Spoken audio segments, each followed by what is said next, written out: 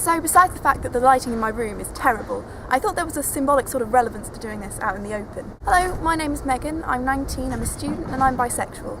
Since sexuality is on a spectrum, that doesn't really tell you much, but I think I'm somewhere in the middle.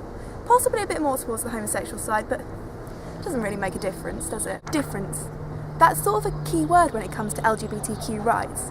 So let's start off with the difference between NC and the UK. Obviously, here in England, we're quite a bit further ahead than North Carolina. For one thing, we haven't banned same-sex marriage, and for another, we do have civil partnerships. That's not good enough. I don't care that the legal benefits are largely the same, I just care that it is not the same.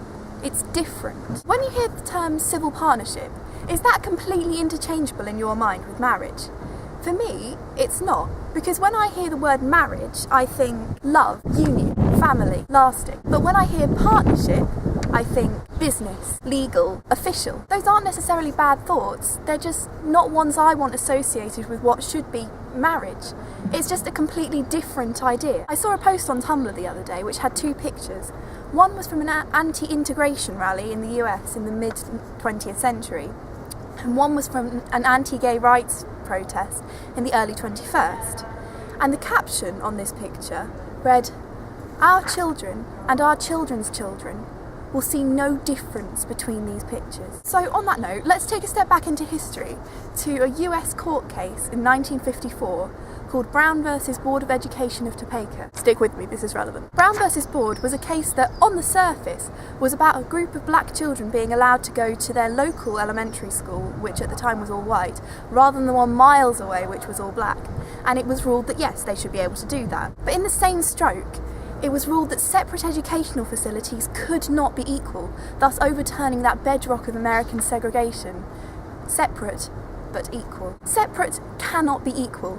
Just by virtue of imposing a difference, you make those two institutions, be they educational facilities or forms of marriage, unequal. Even if every single legal aspect of civil partnership and marriage were the same, and they're not because they are not the same thing, just the difference in name is enough to make them unequal. The two schools in Topeka were of completely different quality.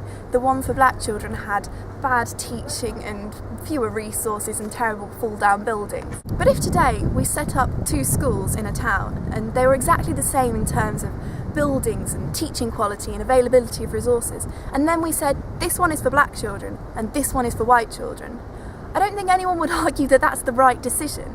And I don't think anyone would say that they're the same, because they wouldn't be the same. That one would be for black children, that one would be for white children. So why is it okay that we've got one thing for same-sex couples and another for different sex couples? Well, obviously it's not. I just hope that the UK government sorts that out by the time I want to get married. Because whether I fall in love with a man or a woman, I want to get married. I don't want a civil partnership. I want to get married. Thanks for listening.